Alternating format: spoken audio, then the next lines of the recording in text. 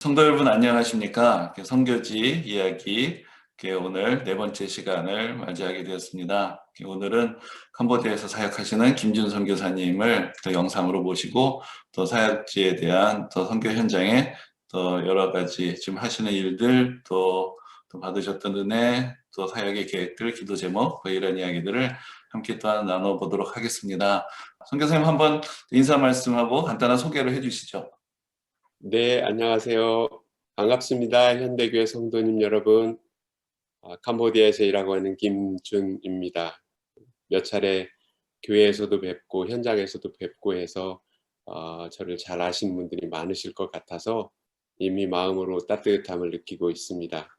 오늘 목사님과 함께 이렇게 선교 현장의 이야기를 나눌 수 있는 기회를 허락해 주셔서 감사합니다. 예, 그러면은 뭐 한 가지 좀 이야기를 좀 나눠보고자 하는데요. 먼저 선교사님들한테 다 드리는 질문인데 어떻게 캄보디아라는 나라까지 가서 사역을 하시게 되셨는지 하나님께서 어떻게 또 선교사님 또 가정을 또 그곳을 부르셨는지 그 이야기를 먼저 좀 나눠주시면 감사하겠습니다. 네, 뭐 선교 현장에 나오면 자주 듣는 질문 중에 하나인데요. 저는 이 질문을 받을 때마다 조금은 답변이 제 방식대로 흘러가는 부분이 있습니다. 왜냐하면 저는 캄보디아에 별로 안 오고 싶었었거든요. 그래서 캄보디아에 온 선교사라기보다는 선교사가 되었다라고 하는 사실이 저에게는 훨씬 더 무게 있는 표현이고요. 그리고 선교의 부름을 받게 된 거는 1993년도, 91년도에 훈련을 받고 3년도에 파동을 받아들이니까 오래된 이야기지요.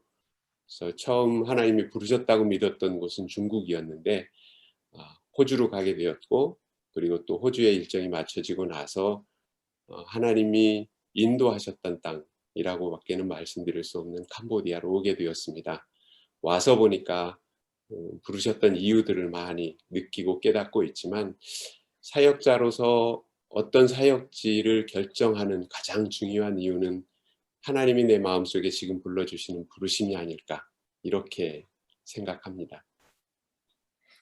그럼 먼저는 호주에 가셨다가 또 거기서 캄보디아로 하나님의 부르심을 이렇게 받게 되신 이거네요. 그렇죠. 근데 조금 뭐 희한하다고 할까요?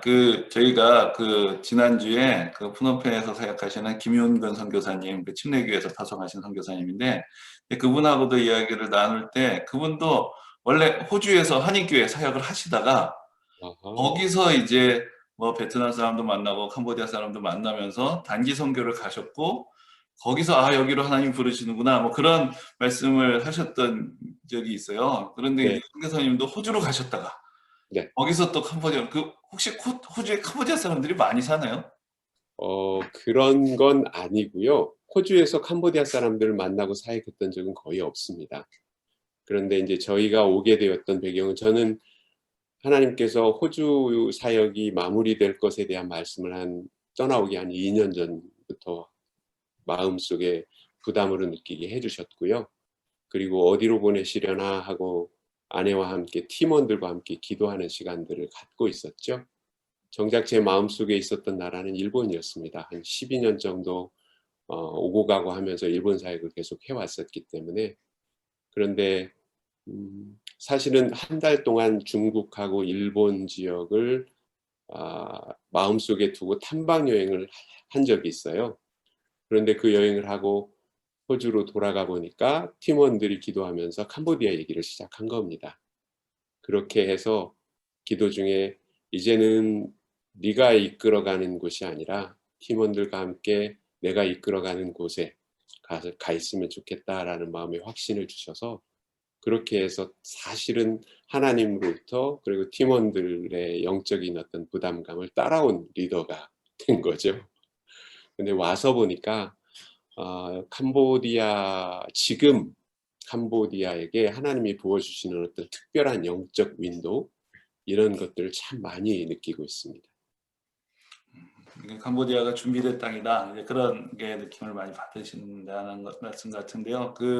조금 이제 본론에서 벗어난 이야기인데 제가 말씀 들으면서 뭐 이거는 좀 긴 주제니까 길게는 말씀 안 해주셔도 되고 간단하게라도 성도님들에게 어떤 하나님께서 어떻게 인도하신다라는 거를 분별하실 때 어떤 뭐 기준이라든가 뭐 물론 기도하지만 하나님이 어떻게 응답하시고 어떻게 음성을 들려주시고 어떻게 인도하셨다. 뭐 만약에 누가 그렇게 질문을 한다면 어떻게 하나님 뜻을 알고 그렇게 결정을 하실 수 있습니까? 그럼 뭐라고 말씀을 해주실 수 있으실까요? 뭐 저에게 질문하셨으니까 저의 개인적인 답을 해야 되겠지요. 처음에 이제 서두를 꺼내면서 캄보디아보다는 선교의 부름이라고 하는 것이 먼저였다라는 표현을 드렸었는데요. 사실은 젊었을 때 선교 부름을 받았지요. 고등학교 때 처음 하나님께 선교사로 나가겠습니다라고 이제 소원을 했고 스스로 소원을 했고 그리고 이제 까먹고 있다가 이제 사회에 진입할 무렵쯤 다시 진로에 대해서 기도하고 고민하면서 하나님께 그때 드렸던 그 마음을 기억나게 하셨어요. 그리고는 그 마음의 부담을 따라서 움직이기 시작한 것이 이제 선교를 진행했던 여정이 되는데 결국은 선교라고 하는 어떤 그 현장이나 혹은 선교의 행위 전에 그 본질이 되시는 하나님을 따라가는 것 이것이 아마 이것에 초점을 맞춰야 하지 않을까라는 생각이 들어요. 그 처음 93년도에 호주에 나갈 때 제가 아내한테 부탁한 말이 있습니다. 여보, 이제부터 우리는 아마도 평생 선교사로 삶을 살게 될 것 같은데 가장으로서 내가 앞서 갈 테니 혹시 내 뒤를 따라오다가 내 뒷꼭지에서 하나님이 벗어나 하나님의 모습이 따로 보이거든 내 등을 쳐주세요. 하나님을 쫓아가는 것을 혹시 잘못하고 있을 수 있겠다는 생각이 들면 내 등을 쳐주세요 라고 그렇게 부탁했었던 적이 있습니다. 그래서 사실은 어떤 특정한 나라나 혹은 특별한 계기이기 이전에 매일매일 성도로서 하나님을 따라 살고 싶어하는 그 마음이 부르심을 부르심을 느끼고 특별한 지역을 결정하게 되는 가장 중요한 계기가 아닐까 그렇게 생각을 합니다. 사실 마음속에는 중국이 있었고 일본이 있었지만 결국 이제 제가 팀원들과 함께 캄보디아에 오게 된 배경도 그 나라 이전에 하나님이 부어주시는 그 하나님의 내적 어떤 부담감 그렇게밖에는 표현을 드릴 수가 없네요. 그런 것들이 움직이게 했다라고 말씀을 드리고 싶습니다. 그렇지만 내가 무엇을 원하고 내가 어떤 준비를 하고 있느냐 그것보다 하나님의 뜻이 어디 있는가 거기에 계속해서 관심을 갖고 기도하시면서 하나하나 인도하심을 받으시는 과정이셨다. 이제 그렇게 우리가 좀 생각할 수 있겠습니다. 역시 목사님이시라 그냥 시원하고 깔끔하게 정리를 잘 해주시네요. 감사합니다. 맞습니다. 그렇습니다. 그럼 혹시 그 사모님이 한소희 선교사님이 이렇게 등을 자주 두드리시던가요? 다행히도 그런 적은 없었는데요. 에피소드지만 그럴 뻔한 적이 한 번 있었습니다. 저희가 이제 사역을 하면서 97년도 말쯤에 한국에 IMF가 터졌잖아요. 그리고 그때 제가 이제 사역적 특성이 훈련 사역에 집중하고 있었기 때문에 그 한국인들을 위한 상담 학교를 개척하는 그런 프로젝트 때문에 스위스에 가서 열방대학의 교수요원으로 개척 사역을 하게 되었는데 그때 거기서 IMF를 맞았어요. 그러니까 가장 돈이 많이 드는 나라에서 가장 재정적인 궁핍함을 만나야 하는 그런 시간이었는데 고민이 많이 되더라고요. 그래서 마음에 너무 큰 아픔도 느껴지고 짐도 느껴져서 제가 하루는 아내에게 그런 얘기를 한 적이 있습니다. 여보, 너무 힘든데 우리 사역 그만두고 당신이 너무 힘들어서 못하겠으니까 돌아가자는 말로 나에게 동의만 해주면 짐 싸가지고 돌아가서 아이들 키우고 생활인으로 살아갈 수 있으면 어떻겠냐. 제가 그렇게 제안한 적이 있었습니다. 그때가 아마 하나님의 뒷모습을 보이는 하나님의 모습을 보이는 그런 때가 아니었나 싶은데요. 그때 아내가 저에게 부르심의 현장에 있고 싶다라는 그 아주 간결하고 단호한 말로 제 마음을 붙들었죠. 그래서 다행히 빠져나가기 전에 같은 길에 서서 부르심을 따랐던 그런 에피소드는 있습니다. 예, 그래도 큰 틀에서 보면은 크게 벗어나지 않고 하나님께서 인도하시는 것을 어려운 일이 있어도 또 그때그때 하나님이 또 인도해 주셔서 지금 그 자리까지 이제 인도해 주신 것 같습니다. 네, 지금 저희 또 선교사님들에게 매번 드리는 질문인데요. 뭐 좀 선교 사역하고 뭐 직접 관련이 없을 수도 있지만 요즘 또 우리나라도 지금 코로나 바이러스 때문에 예배를 같이 모여서 드렸다가 못 드렸다가 뭐 여러 가지 상황들이 있습니다. 근데 저희가 지난번에 듣기로는 캄보디아는 그렇게 일단 통계상으로는 그렇게 심하지는 않다고 들었는데요. 좀 사역하시는 지역의 상황이 어떠신지 또 어떤 영향을 받고 계신지 뭐 그런 말씀 한번 좀 해주시면 좋겠습니다. 네. 다들 뭐 코로나 때문에 이 나라 저 나라에서 다 힘드신 건 사실이고요. 캄보디아도 여전히 힘든 요소가 많이 있습니다. 하지만 외적인 통계로는 그렇게 위험하거나 어렵다고 알려져 있지는 않아요. 왜냐하면 밖에서 들어오는 사람들은 이제 감염자로 이렇게 발견이 되는데 지역 감염 통계가 전혀 없습니다. 그래서 뭐 그 통계로라면은 안전하다라고 얘기할 수 있죠. 그래서 그런지 캄보디아 내부에서 살고 있는 사람들의 코로나에 대한 인식은 이제 굉장히 자유로운 편입니다. 거의 한 80% 정도 정상적인 그런 생활 패턴으로 돌아왔다라고 얘기를 드릴 수 있을 것 같아요. 그런데 저희가 살고 사역하고 있는 CM립은 현실이 좀 많이 다릅니다.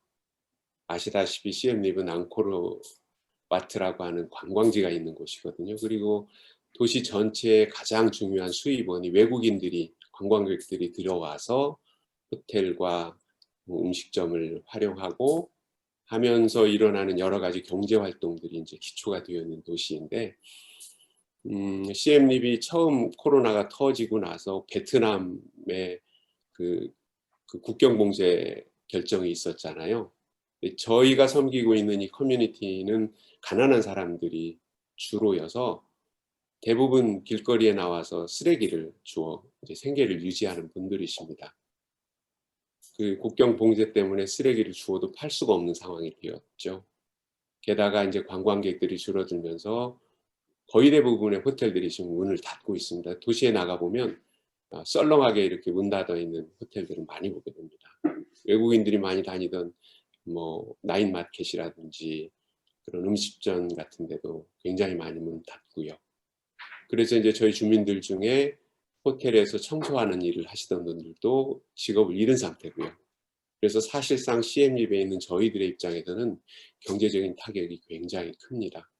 특별히 저희가 사역하는 사역 대상인 그 커뮤니티는 하루 벌어 하루 먹고 사는 사람들이라 경제적인 버퍼 완충이 없는 거죠. 그것 때문에 생겨나는 여러 가지 사회 문제들을 겪고 있습니다. 렌트비를 못해서 쫓겨나는 집도 있고요. 그리고 일거리가 없어서 집에만 있는 아빠가 이제 가정 폭력 문제 때문에 가족들에게 어려움을 주기도 하고요. 그리고 학교를 나오지 않았던 긴 시간 동안 아이들이 또 길거리에 나가서 구걸을 하는 일들도 있었고요.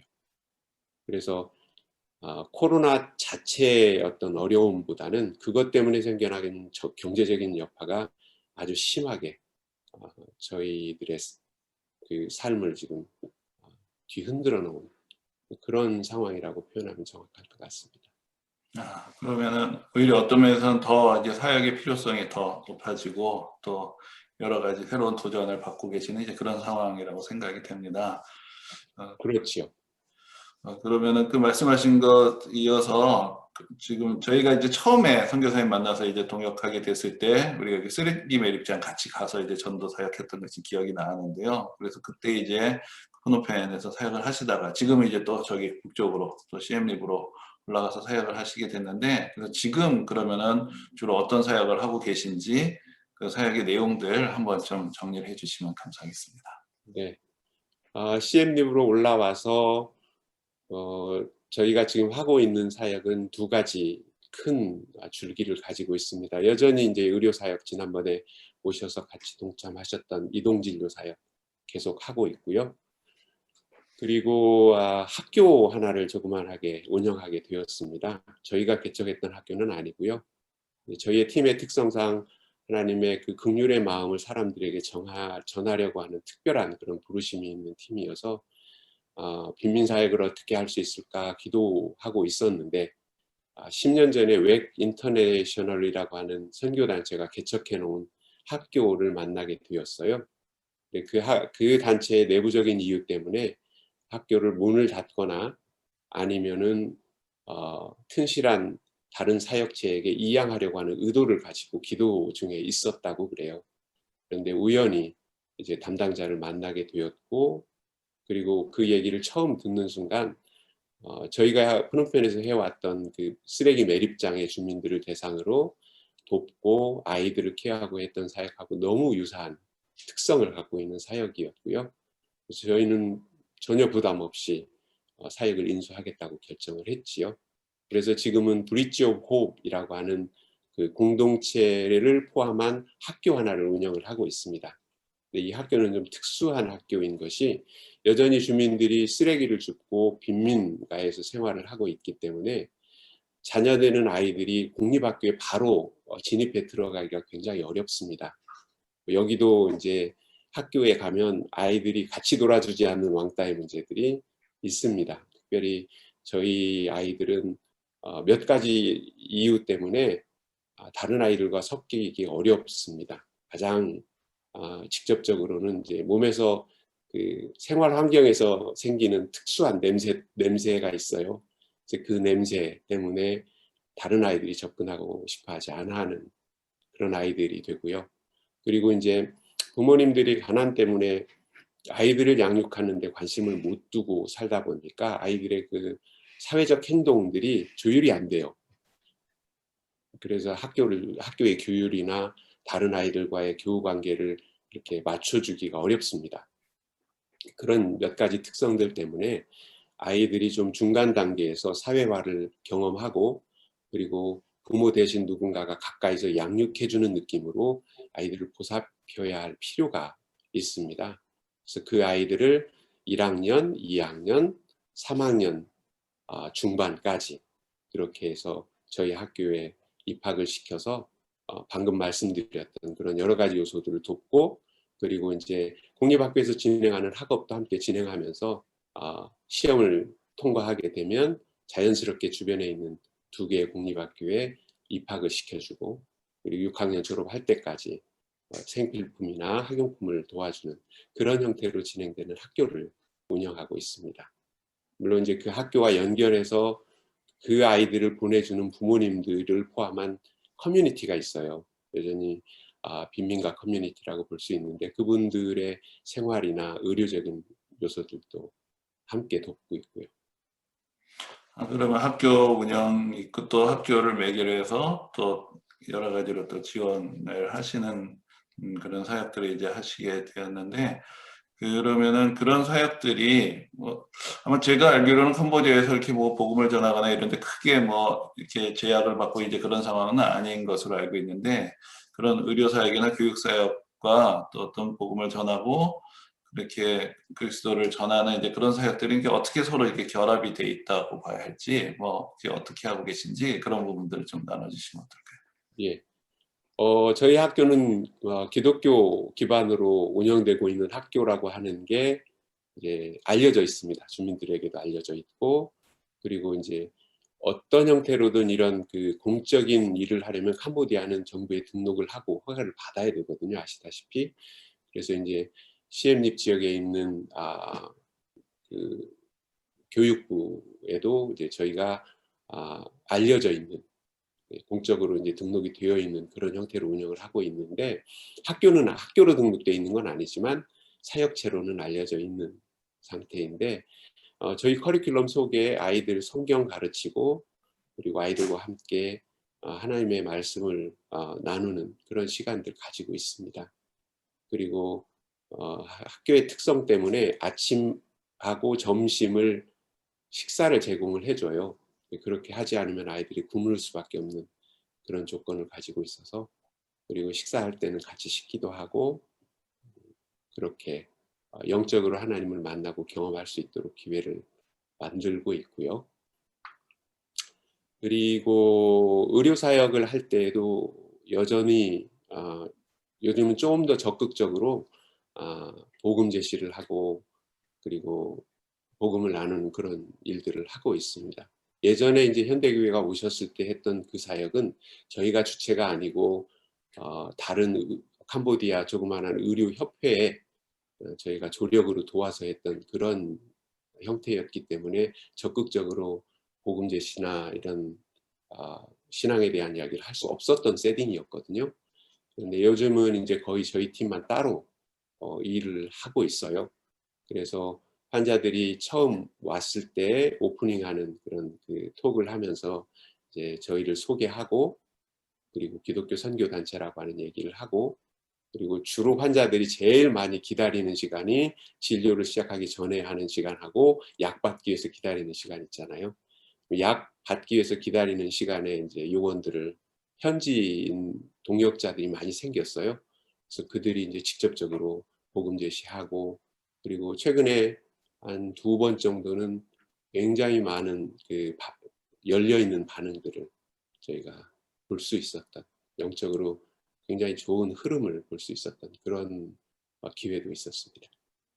그러면 뭐 조금 이제 큰 질문일 수도 있을 것 같은데요. 그러니까 사역하시면서 또 여러 전체적인 어떤 캄보디아의 영적인 흐름을 느껴보실 때 캄보디아가 좀 어떤 복음이 더 많이 전파가 되고 교회들이 성장한다고 느끼시는지 아니면 뭐 정체되어 있다고 생각하시는지 뭐 그런 분위기들은 어떻다고 느끼시는지요? 정직하게 제 느낌을 표현하자면 절반은 저는 잘 모르겠습니다 이고요. 그리고 제 감각을 그냥 어떤 자료나 통계를 기반으로 하지 않은 제 감각을 나누라고 한다면 아마 조금은 하향세인 느낌입니다. 왜냐하면 가장 직접적인 이유라면 이제 캄보디아가 뭐라고 표현해야 될까요? 외부 사람들이 들어와서 도와주면서 주로 이제 선교단체들이 많이 활동을 했었죠.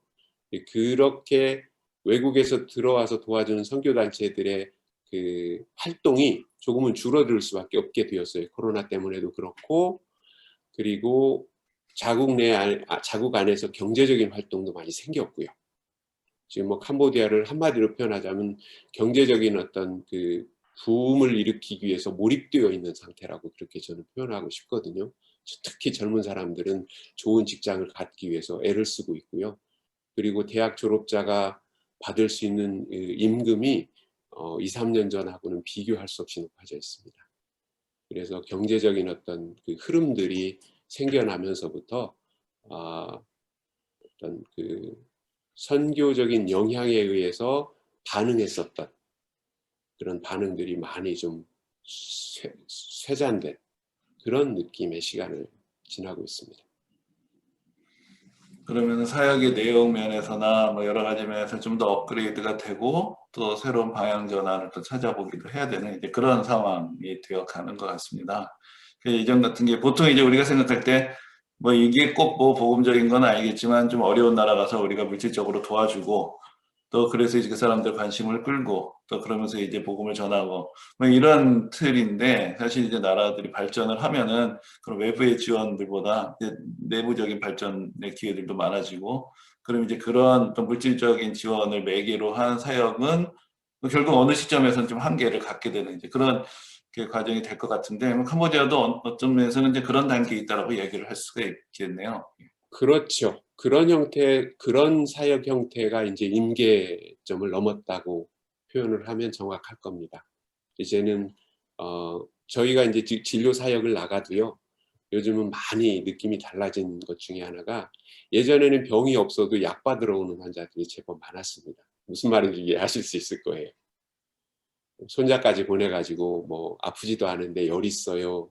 뭐 두통 있어요. 아이가 와서 두통 있어요 하고 할머니 약 타가는 그런 사례들이 있었으니까요. 그런데 요즘은 그런 환자들이 많이 줄었습니다. 전혀 없는 건 아니지만 대신에 저희가 몇 차례 이제 반복적으로 방문하는 그런 지역에서는 오히려 자기의 건강 상태를 알아듣기 쉽게 설명해 주거나 그리고 방향을 제시해 주는 그런 지침들을 제공해 주면 약을 받는 것보다도 훨씬 고마워하는 사람들이 생겨나고 있습니다. 그런 차원에서 어떤 그 물질적인 요소라기보다는 이들의 마음의 본질을 건드려 주고 그리고 이들의 삶에 좀 더 접근해 주는 그런 전략들, 그런 방향들이 좀 더 많이 해야 되지 않을까라는 생각을 많이 하고 있습니다. 그리고 선교 현장도 계속해서 변화하니까 거기에 또 부응하면서 또 새롭게 기도하고 사역하시는 그 상황들이라는 게 되게 결국 쉽지 않은 이제 그런 과정이라는 생각이 드는데요. 선교사님으로서 뭐 지금 말씀하신 것처럼 처음에는 이제 교육 사역을 또 주로 하시다가 또 현장에 와서 직접 필드 사역도 이제 경험을 하셨는데 뭐 아까 그 재정적인 어려움도 잠깐 뭐 나눠주셨지만은 선교사로 부름을 받아서 살아가면서 제일 좀 어려운 순간이 있다면 뭐 제일 좀 어려운 뭐 이렇게 어려운 일에 봉착하는 경험들이 있던 건 어떤 일들일까요? 아마도 제 사역의 전체를 이렇게 길게 놓고 봤을 때 전반기 초기에 제일 어려웠던 문제는 아마 거의 대부분의 선교사님들이 동일한 대답을 하지 않을까 싶은데요. 아이들 교육 문제입니다. 재정의 많고 적음도 참 큰 어려움의 조건이 되지만 실제로 이제 부모인 선교사들의 입장에서 제일 신경을 쓸 수밖에 없는 게 아이들 교육 문제였던 것 같아요. 한 번은 이제 저희 아내하고 눈물로 기도하면서 겪었던 에피소드 하나가 마음속에 자꾸 그런 질문이 생기는 거예요. 너희는 헌신한 선교사지만 아이들은 선교사가 아니지 않느냐. 그런데 선교해야 하는 필요 때문에 이 나라 저 나라를 돌아다녀야 돼요. 그때는 저희들이 이제 훈련 사역을 하고 있어서 개척하는 곳에 많이 돌아다녔거든요. 그것도 일종의 부르심인 거였죠. 이 나라 저 나라를 돌아다니고 그리고 아이들이 정착할 수 없었고 실제로 저희 큰아이는 유치원부터 초등학교 마칠 때 7학년 7년 동안 학교를 다닌 날수가 한 절반 정도밖에 안 돼요. 짧게 이렇게 이동해야 했기 때문에 그 상황에서 제 마음에 생겼던 고민이 네가 선교사지 아이가 선교사냐라는 질문이었어요. 그리고 그걸 가지고 하나님 앞에 기도했을 때 하나님이 저에게 이제 저를 경책하시면서 말씀해 주셨던 내용이 아이들에게 좋은 환경을 주고 싶은 건 부모의 마음일 텐데 안다. 하지만 아이에게 정말 중요한 환경이란 뭐겠느냐. 좋은 학교? 중요하겠지. 하지만 그보다 더 중요한 건 부모인 너희들이야. 너희들이 어떤 마음으로 어떻게 살아가고 아이들을 어떻게 품고 있는지가 훨씬 더 중요할 거야. 그러니 너희들이 아이들을 마음에 품고 담대하게 내 부름을 따라간다면 큰 어려움 없을 거야 라는 그런 확신 같은 걸 주신 적이 있어요. 그래서 그 말씀 믿고 아이들 양육했죠. 그래서 아이들 셋 지금 잘 컸습니다. 그래서 나름대로 좋은 이제 직장도 갖게 되고 그리고 직업도 갖고 있고 그리고 그 시기를 지나고 이제 캄보디아에 들어와서 느끼는 어려움 중에 하나는 사실 이제 저희가 하고 있는 사역의 형태하고도 관계되어 있는 내용인데요. 저희는 하나님이 특별하게 인도를 하셔서 빈민 구제 사역 형태를 많이 이제 활용을 하게 되었어요. 그런데 사역적으로 엄밀하게 얘기하자면 구제 사역은 사역의 열매상으로 보면 똔똔입니다. 무슨 뜻이냐면 그들의 그 절실한 필요를 도와주어서 도움이 되는 부분, 긍정적인 부분과 그렇게 밖에서 들어와서 도와주었을 때 생기는 역효과, 안 좋은 영향 이런 것들을 이렇게 통산시켜 보면 별로 남는 게 없는 그래서 똔똔이라는 표현을 드린 거죠. 부정적인 것들이라면 현장에 나와서 이제 이런 돕는 사역을 하다 보면 금방 느끼게 되는 게 도와줘도 끝이 없어요. 도와주면 오히려 더 어떤 말로는 뻔뻔스럽게 더 많은 필요를 얘기하고 요구하는 걸 보게 돼요. 그리고 도움을 받는 그들의 삶의 그 습관 속에 저희들 표현으로는 수동적인, 그래서 스스로 삶을 살아나가는 사람으로서가 아니라 누군가의 도움을 기대하며 살아나가는 그런 그 수동적인 태도들이 자라는 걸 많이 보거든요. 그 둘을 합쳐보면 사실은 정말로 우리가 하는 일이 도움이 될까라는 질문을 많이 하게 되는 게 이 선교 현장에서의 돕는 사역의 형태일 수 있다고 생각을 해요.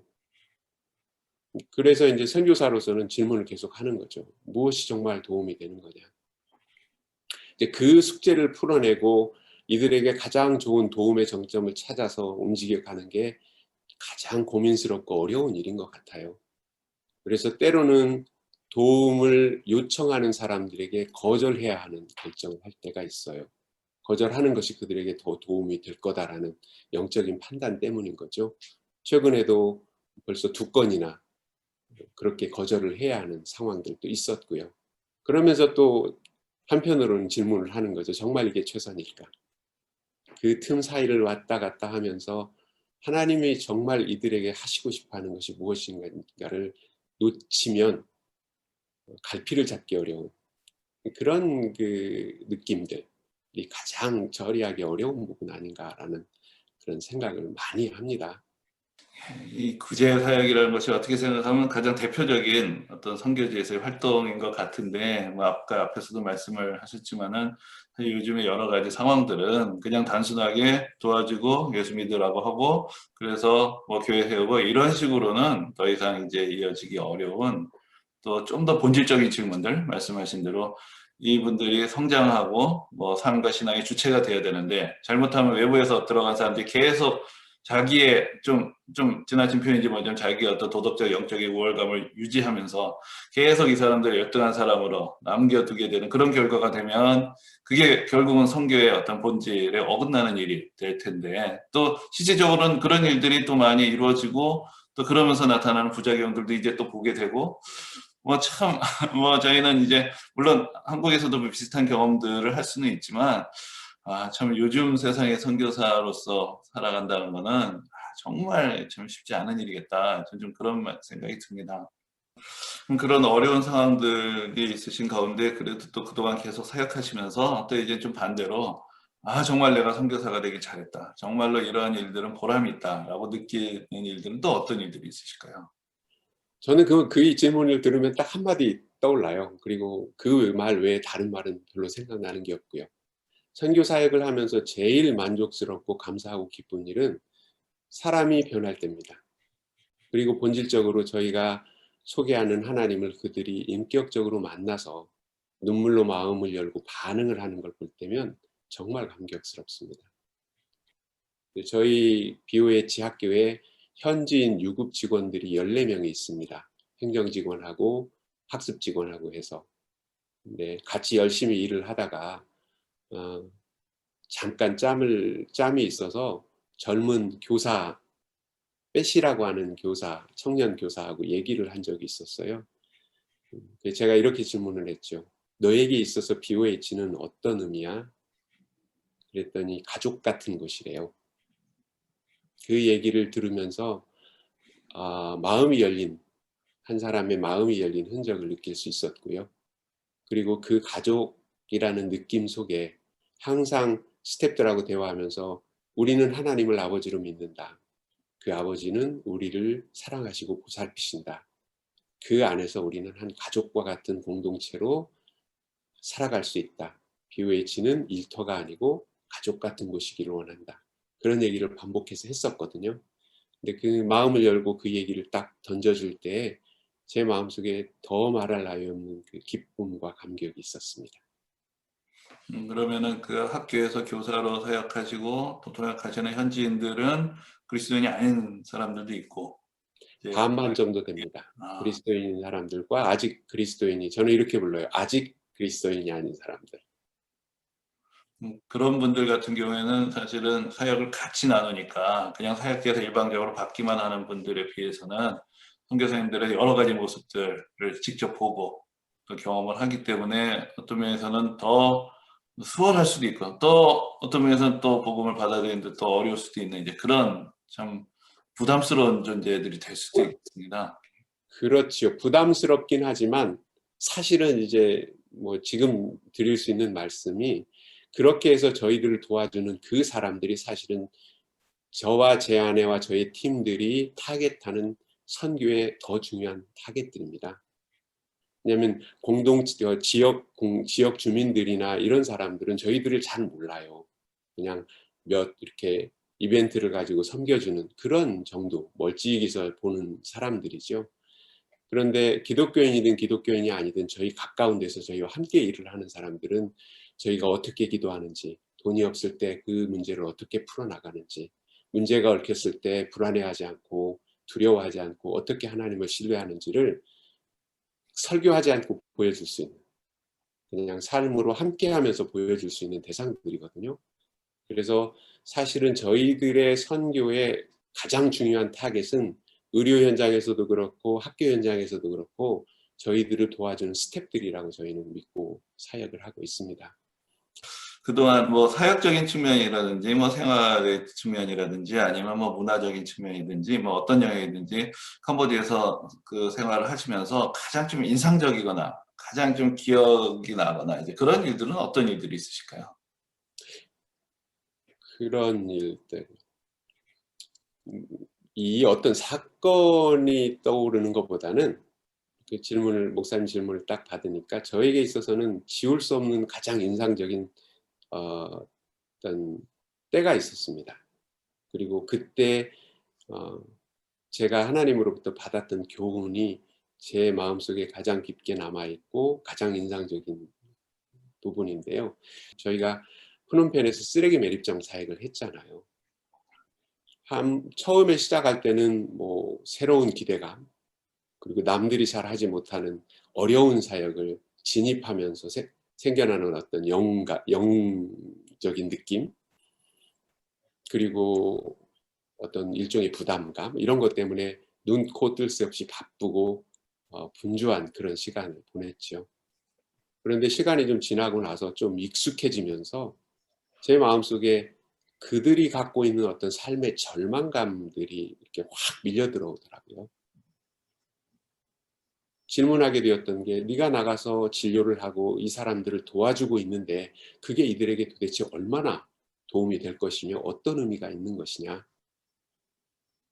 너가 그렇게 약을 주고 보살펴 주어도 이들은 내일 여전히 와서 쓰레기를 주울 거고, 그들의 아이들은 여전히 학교를 가기보다는 쓰레기 더미 주위에서 친구들과 놀면서 보내는 게 훨씬 익숙하고 편한 삶을 유지하고 있을 거고, 그렇게 살다 보면 여전히 누군가의 도움을 필요로 하는 조건을 벗어날 수 없을 테고, 그렇게 먹고 사는 일에 집중하고 있는 이들을 도와주면서 네가 선교적으로 그들에게 미칠 수 있는 영향이 얼마나 클 거라고 생각하느냐. 뭔가 절망할 수 있는 질문들이 다 떠오르더라고요. 그러면서 제 스스로에게 왜 그 어려운 현장에 다시 나가야 되는지에 대한 이유를 찾아야 했습니다. 답을 해야 했어요. 착한 일이기 때문에, 선교사로 불리워졌기 때문에, 뭐 여러 가지 이 답이 있을 수 있겠지만 저의 마음속에 가장 크게 감동으로 떠올랐던 답이 하나 있는데, 그게 뭐였냐면 하나님이 살아계시기 때문에 라는 답이었습니다. 다른 어떤 답도 그들의 절망감을 함께 느끼고 있는 저의 마음을 풀어줄 수 없었는데, 보이지 않지만 인간을 사랑하시고 보살피시는 하나님이 살아계신다는 그 믿음을 선교사로서 다시 한번 기억하며 하나님을 주목했을 때 제 영혼이 살아나더라고요. 절망감을 깨뜨리더라고요. 그러면서 저는 그때 신앙의 본질이 다른 게 아니었구나. 착한 일을 하는 것, 혹은 어떤 영적인 어떤 그 행위를 하는 것, 이전에 보이지 않지만 나를 사랑하시는 하나님이 거기 계시다는 사실을 믿는 것, 그것이 인간에게 복이 되고 사람을 바꾸는 가장 중요한 힘이구나라고 하는 걸 깨달았습니다. 그래서 사실 저는 그 무렵에 가끔 그런 얘기를 했었어요. 선교를 하고 제일 많은 복을 받은 사람이 나라고. 왜냐하면 이 너무너무 단순하지만 그동안 신앙인으로서 줄곧 물어왔던 신앙의 본질은 무엇인지, 내가 무엇을 마지막까지 붙들고 신앙인으로서 살아가야 하는지에 대한 질문을 해왔었는데, 이제는 변할 수 없는 진정한 답을 내 마음속에 얻은 것 같기 때문에 가장 큰 복을 누린 사람이다라는 느낌을 갖고 있다고 그런 표현을 하곤 했었습니다.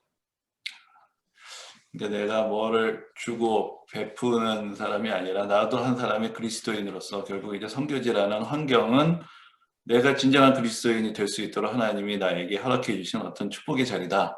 이제 그런 제 말씀으로 제가 좀 이해가 되는데요. 그러니까 결국 그리스도인의 삶이란 거는 줘야 된다는 부담이 있지만 하나님이 우리에게 원하시는 것은 진정한 그리스도인으로서 하나님 아버지의 사랑을 더 느끼는 삶으로 우리를 인도해 가시니까 그 그러심을 참 확신하고 가면 참 좋은데 참 그런 믿음을 지키고 산다는 건 이제 그것이 참 쉽지 않은 것 같습니다. 그런 의미에서는 선교 현장이 저를 도와주고 있는 셈이죠. 왜냐하면 그 믿음을 갖지 않으면 사실 별로 안 있고 싶은 순간들이 많이 있거든요. 힘들기도 하고 절망감을 느끼기도 하고, 꼭 저기 태평양 물 한가운데서 표주박으로 이렇게 물 한 잔 떠내는 듯한 표도 나지 않는 느낌의 일을 하는 것 같은 그런 느낌도 들기도 하고 하거든요. 그러시면은 그동안 여러 가지 그런 뭐 내적인 또 외적인 경험들 또 사역들이 있으셨는데 가장 지금 일단 순간에서 가장 역점을 두고 있는 사역이 있으시다면은 어떤 사역이라고 말씀하실 수 있으실까요? 음, 아마도 한 가지만 꼽으라고 한다면 아까 설명드렸던 현지인들에 대한 마음일 겁니다. 저희를 가깝게 도와주고 있는 현지인들에 대한 양육사역. 저는 이렇게 부르는데요. 아까는 이제 BOH 학교의 컨텍스트에서 말씀을 드렸었는데, 의료사역도 이제는 현지인 동역자들이 훨씬 숫자가 많습니다. 저희 팀원들보다. 그래서 두 가정으로 치면 두 가정하고, 그리고 싱글 6명이 정규적으로 이제 저희 의료사역을 돕기 위해서 매번 사역이 있을 때마다 함께 모이는 사람들입니다. 그 중에는 의사가 4명이 있고요. 그들이 지난달에도 사역 마치고 다음번에 언제 모여요? 라고 묻더라고요. 함께 모여서 그렇게 사역하는 일이 기쁘고 감사하다는 표현들을 많이 하곤 합니다. 그들에게도 여전히 이 사역의 현장을 빌미 삼아서 왜 우리가 이런 일을 해야 하는지, 왜 세상에서 우리가 이렇게 사람들을 돕고 그들의 삶을 염려하고 그들을 보살피는 일을 해야 하는지, 이런 의미들을 가르쳐 줄 수 있는 기회로 삼고 있지요. 그리고 그들이 저희가 믿고 있는 하나님을 함께 믿으며 이 세상을 살아나갈 수 있는 제자로서 선교적인 삶을 살아나갈 수 있도록 도와주려고 하는 의도가 아마 지금 제 마음속에 가장 크게 자리하고 있는 선교의 어떤 부담감이라고 말씀드릴 수 있고요. 그리고 이제 이거를 현실적으로 이제 사역적으로 얘기를 한다면 의료사역적으로는 제가 품고 있는 어떤 열망 같은 건 하나 있습니다. 어느 나라든지 그 무이촌 문제를 해결하기는 참 어려운 것 같아요. 왜냐하면 의료인들이 시골까지 안 들어가거든요. 그래서 교통이 어려운 시골 지역에서 제대로 된 진료 환경을 만나기 참 어렵습니다. 그래서 이 캄보디아 땅에 그런 곳에 찾아가서 진료할 수 있는 마음을 가진 그리스도인 의사들을 키워낼 수 있으면 좋겠다라는 그런 소망을 갖고 있습니다. 그래서 그것도 이제 아까 말씀드렸던 세상 속에서 어떻게 하나님의 사람으로 살아갈 수 있을 것인가, 이 질문에 대한 나름대로의 답을 찾는 과정이 될 수도 있겠네요. 그래서 그 부분이 가능할 수 있도록 기도하고 준비하고 있고요. 그래서 캄보디아 의사들, 의료인들을 훈련하는 프로그램도 지금 나름대로 내용도 좀 만들고 있고요. 그리고 시엠립 지역에 그들과 함께 진료할 수 있는 병원, 폴리클리닉이 개설될 수 있으면 좋겠다라고 기도하고 있고요. 그리고 그들과 함께 이제 예동진료 사역 함께 하면서 그들은 생활하며 그리고 선교적인 영향을 발현할 수 있는 그런 현장이 될 수 있도록 도움을 주고 싶은 마음이 큽니다. 기회치 사역도 지금은 저희들이 열심히 뛰고 일하고 있지만 조만간에는 현지인들이 직접 운영하고 아이들을 복음으로, 주민들을 복음으로 도와주는 그런 사역이 되도록 꿈꾸고 기대하며 지금 어쩌게 보면 제 아내와 저의 선교의 마지막 스테이지가 될 것 같아요. 그래서 그 마지막 스테이지를 이제 이렇게 목표를 정하고 움직여 가고 있습니다. 그러면은 뭐 자연스럽게 선교 계획에 대한 말씀도 같이 연결을 해서 해주셨는데요. 그러면 앞으로는 이제 장기적으로는 결국은 그 동역하시는 분들이 좀 더 주체적으로 사역을 할 수 있도록 도우면서 이것이 어떤 일시적인 사역이 아니라 좀 더 상설화된 장기적인 사역이 될 수 있는 기반을 이렇게 만드시는 것, 그것이 이제 지금 하고 계시는 일이고 또 앞으로도 이제 가장 중요한 어떤 사역의 계획이 되시겠습니다. 네, 맞습니다. 예, 감사합니다. 그 한 가지 좀 여쭤보고 싶은 것이요.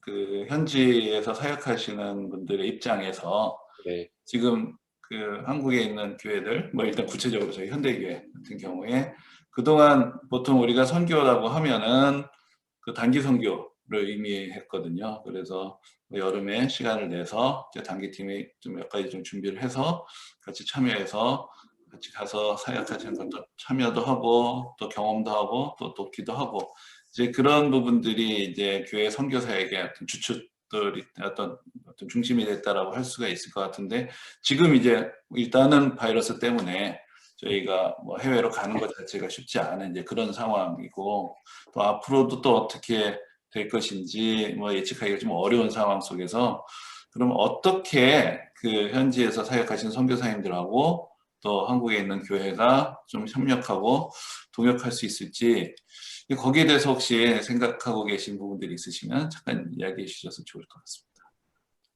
현실적인 방법을 찾는 건 저도 잘 모르겠습니다. 지금은.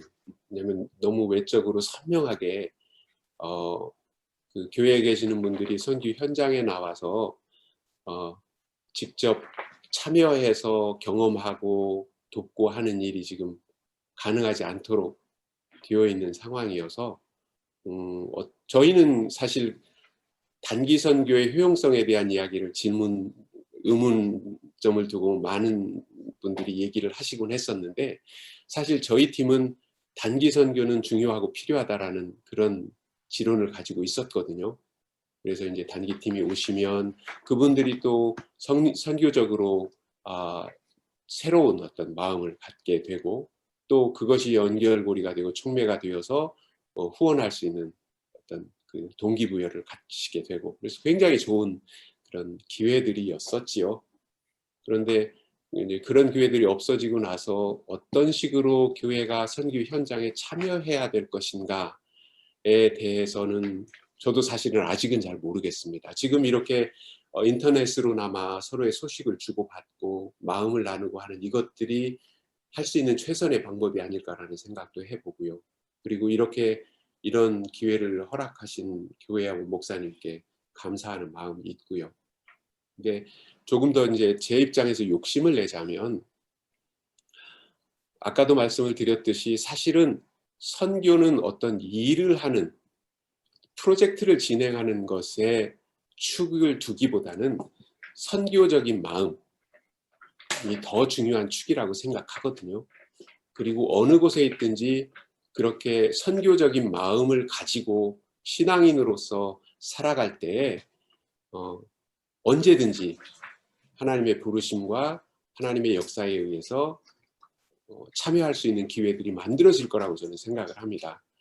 그래서 이제 한국에 계시는 교회 그리고 성도 여러분들께 진심으로 이렇게 부탁드리고 싶은 것은 선교란 선교 현장에서 하는 일들이 주로의 활동이긴 하지만 선교적인 마음을 가지고 살아나가는 건 어느 곳에서든 가능한 일이고 그렇게 그 마음을 품고 살아가야 한다고 생각하거든요. 그래서 이 기회에 코로나 때문에 여러 가지 것들이 제한되고 있는 이 기회에 하나님을 더 관계적으로 직접적으로 만나고 누려서 하나님의 살아계심을 믿음으로 확보할 수 있다면 저는 그것이 언제든 기회가 되면 선교의 역량으로 발현될 수 있다고 생각을 합니다. 결국은 어떤 구체적인 사역을 하는 것보다 앞에서 말씀하신 것처럼 선교라는 것 자체가 내가 진정한 그리스도인이 되는 것, 이게 어디에 있든지 그 자리에서 내가 진정한 그리스도인으로서 하나님의 살아계심을 믿고 의지하며 살아간다면 결국 그때그때 하나님께서 열어주시는 그 방법을 통해서 또 우리가 얼마든지 또 하나님의 사역에 동참할 수 있고, 그러니까 거기에 대한 어떤 조급함을 가지는 것보다는 먼저 나의 영혼을 또 우리의 신앙을 더 하나님 앞에 진실되게 유지하는 것이 결국은 최고의 선교적인 역량이 된다. 이제 그렇게 말씀을 해주신 것 같습니다. 네. 그럼 저희도 열심히 기도하고 또 믿음의 길을 잘 다지면서 저희도 이제 더 이 한국이라는 상황에서 사실 싸워야 되는, 예전에는 못 느끼던 또 여러 가지 사실 상황들이 있고요. 어떤 면에서는 교회에 대해서 사회적으로 더 적대적이 되어 간다. 그런 어떤 부담감도 많이 있는데 저희도 또 저희 자리에서 열심히 또 살아가면서 또 같이 소통하면서 하나님께서 열어주시는 기회의 문들을 또 잘 활용하는 이제 그런 사역이 될 수 있도록 또 저희도 노력을 하겠습니다. 감사합니다. 너무 정확하게 제 마음을 이렇게 다시 설명해 주셔서 너무 감사합니다. 그럼 마지막으로 이제 그 선교사님을 위해서 저희가 어떻게 기도하면 좋을지, 뭐 사역의 면에 있어서나 뭐 개인적인 삶에 있어서나 뭐 이미 많은 말씀을 해주셨는데 뭐 정리하시면서 우리가 어떻게 기도해 드리기를 원하시는지 한번 좀 정리를 해주시면 감사하겠습니다. 부탁을 드리기 전에 감사하다는 말씀을 먼저 드리고 싶습니다. 어떻게 해서 현대교회하고 저희가 이어져서 이렇게 귀한 동역의 관계로 이어졌고요. 그리고 기도와 후원의 도움을 받고 있습니다. 그래서 저희가 일선에서 일하고 있지만 현대교회가 배경이 되어 있기 때문에 교회에 속한 모든 성도님들이 사실 저희를 통하여 하나님의 나라를 위해 살고 일하고 계시는 동역자들이라고 저희는 믿고 있고요. 그리고 그 믿음이 성도님들 한 분 한 분의 마음속에 하나님을 향한 감사와 그런 감사의 조건으로 그렇게 더 확인되실 수 있으면 좋겠다 싶고요. 그 마음을 가지고 이제 저희를 위해서 기도해 주실 내용이 하나 있습니다. 조금 무거운, 저희로서는 굉장히 무거운 무게를 느끼게 하는 그런 내용인데요. 저희가 이제 BOH라고 하는 이 학교를 운영하면서 재정적인 그 무게가 굉장히 큽니다. 근데 이 재정은 지금까지 웩 인터내셔널에서 개척하면서 독일하고 스위스하고 그리고 호주 뭐 이렇게 그 유럽 나라들하고 그리고 호주 쪽에서 대부분의 헌금들이 이미 조달되고 있었고요. 그리고 저희가 인수를 받으면서 그 헌금을 그대로 함께 인수받을 수 있도록 웩 소속 선교사를 남겨달라고 요청을 했었어요. 그래서 참 고맙게도 저희 팀원 속에는 웩 선교사 가정 하나가 함께 일하고 있습니다. 그런데 여러 가지 이유들 때문에 웩에서 저희가 이제 국제적으로 소속되어 있는 예수전도단이라고 하는 단체로 이양이 되었고, 그리고 요즘 발생하는 몇 가지 이유들 때문에 저희 BOH 사역이 독립을 해야 할 필요를 갖게 되었어요. 그래서 더 이상 국제단체 이름을 쓸 수 없는 상황이 되었습니다.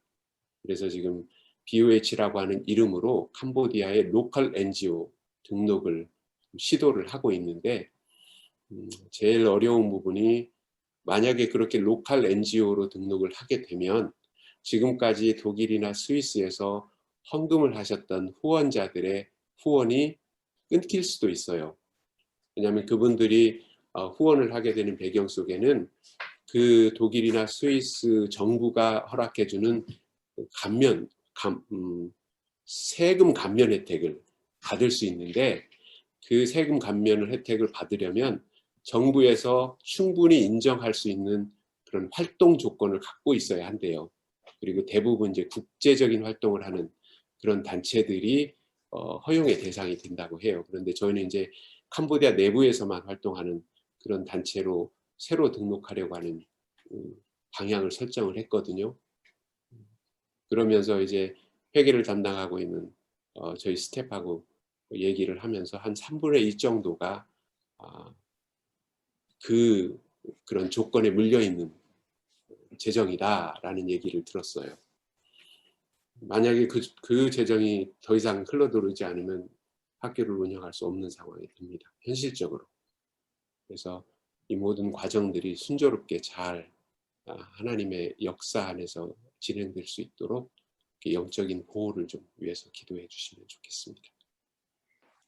예, 그러면은 그 브릿지 오브 호프 그 학교 사역이 이제 뭐 조직에 있어서나 재정적으로 이제 독립을 하게 되는데 이제 거기에 또 하나님의 인도하심 또 성도님들의 또 기도와 참여가 또 필요하다는 거 이제 그것을 지금 말씀을 해주셨는데 저희도 또 기억하고 이렇게 기도하도록 하겠습니다. 그리고 무엇보다도 좀 빨리 상황이 개선이 돼서 저희도 직접 또 현재 다시 가서 같이 뵙고 또 같이 또 사역할 수 있는 날이 속히 오기를 저희도 계속 기도하겠습니다. 감사합니다. 예, 오늘 이렇게 귀한 시간 내주셔서 감사합니다. 정말 그 말씀만으로 들어도 선교 현장들이 많이 좀 그려지는 것 같고 또 선교사로서의 삶에 대해서 또 특별히 많이 말씀을 해주신 것이 또 성도님들에게 어떤 이질적인 어떤 나와는 다른 삶을 사는 분들이 아니라 나의 삶의 현장에서 내가는 또 어떻게 살아가야 할까에 대해서 또 귀한 어떤 도전과 또 그런 또 모범들을 이렇게 보여주신 것 같아서 또 많은 은혜로운 시간이 되었습니다. 다시 한번 감사드리고요. 예, 다음에 또 이런 시간들 다시 만들어서 다시 뵐 수 있으면 좋겠습니다. 예, 이런 기회 허락해 주셔서 목사님과 교회 앞에 감사드립니다. 예, 감사합니다. 감사합니다.